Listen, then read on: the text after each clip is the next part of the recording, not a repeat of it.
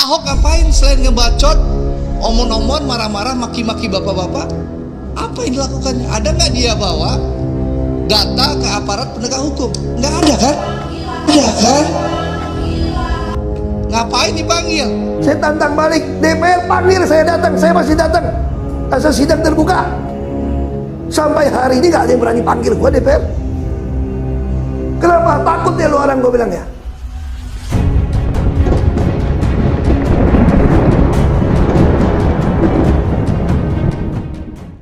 Assalamualaikum warahmatullahi wabarakatuh. Iwan Filah.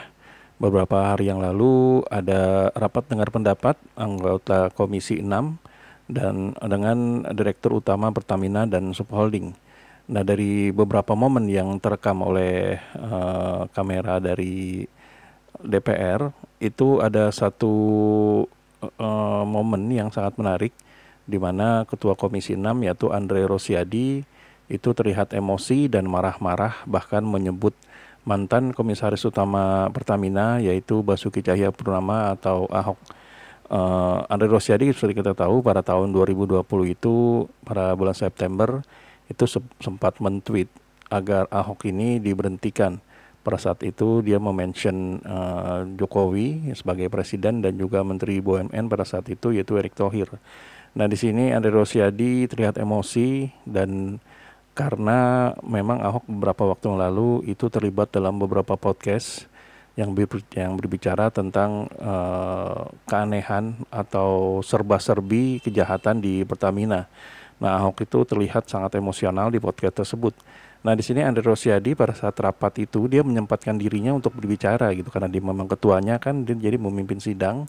Jadi memang tidak ada yang bisa mengatur atau interupsi, ya berarti dia terus berbicara, di mana salah satu topiknya adalah Andre Rosiadi ini terlihat sangat tidak senang dan marah dengan perlakuan Ahok yang tiba-tiba muncul pahlawan kesiangan di beberapa podcast. Nah, jadi Andre Rosiadi ini sempat menyebut kalau Ahok ini cuman omon-omon dan bacot saja gitu loh. Nah, yang menariknya di sini di saat Andre Rosiadi ini berbicara, anggota DPR dari PDI Perjuangan yaitu Rieke Diah Pitaloka itu sempat tiba-tiba bicara panggil Ahok gitu, panggil Ahok. Nah, ini mungkin kalau bisa kita presentasikan itu seperti kalau memang lo berani panggil Ahok gitu, mungkin itu ya. Nah, di sini menariknya adalah Ahok ini, maksudnya Andre Rosiadi ini tidak mau manggil Ahok karena dia nggak mau kalau misalnya Ahok tiba-tiba muncul nanti dianggap oleh masyarakat pahlawan kesiangan. Nah, di video sebelumnya di salah satu podcast yang diadakan oleh Liputan 6, Ahok ini sempat bicara kalau dia tidak takut dipanggil DPR. Bahkan dia mengatakan DPR itu takut kepada saya karena dia akan membukanya. Nah, jadi ini semua sudah kita rangkum dalam satu video dan bisa teman-teman simak.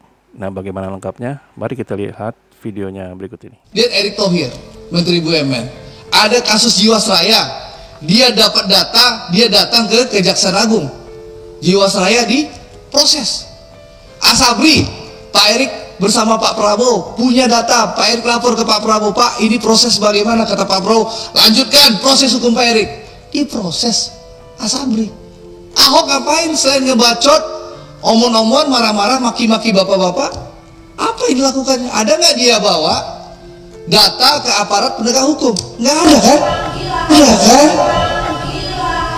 Ngapain dipanggil? Kita ngapain ngasih panggung orang yang sudah pensiun, nggak berbuat apa-apa, lalu sekarang setelah Kejaksaan Agung melakukan penegakan hukum, dia mau jadi pahlawan kesiangan. Lalu ada oknum DPR, ada panggil Komut datang. Berita toh, saya tantang balik, DPR panggil saya datang, saya masih datang. Asal sidang terbuka. Sampai hari ini gak ada yang berani panggil gua DPR. Kenapa? Takut ya lu orang, gua bilang ya. Takut lu orang semua. Takut gua ngomong toh. Nggak ada yang berani panggil gua. Oke. Ya, itulah tadi rentetan peristiwa yang menyangkut tentang Andre Rosiadi dan juga Ahok ya. Nah, di sini sebetulnya ya teman-teman bisa menilai sendirilah gimana. Siapa yang takut, siapa yang hanya omon-omon, atau siapa yang hanya sekedar bacot saja. Karena memang kami di sini tidak memihak ke salah satu pihak. Kami hanya menjadikan semua peristiwa ke dalam satu buah konten, di mana nanti teman-teman bisa menulis atau berkomentar tentang apa yang terjadi atau apa yang kami tampilkan di sini. Nah, menurut teman-teman gimana nih? Apakah yang hanya bacot dan omon-omon itu Ahok, atau justru sebaliknya, yang bacot dan omon-omon itu justru Andre Rosiade? Kalau memang dia berani, mungkin bisa panggil Ahok menurut permintaan dari Rieke Diah Pitaloka. Tapi kalau memang ada sesuatu yang disembunyikan, tentu Ahok ini tidak akan pernah ditampilkan. Karena seperti ancaman Ahok tadi, kalau memang dia dipanggil DPR dan sidang terbuka, maka dia akan bongkar semuanya. Menarik ya.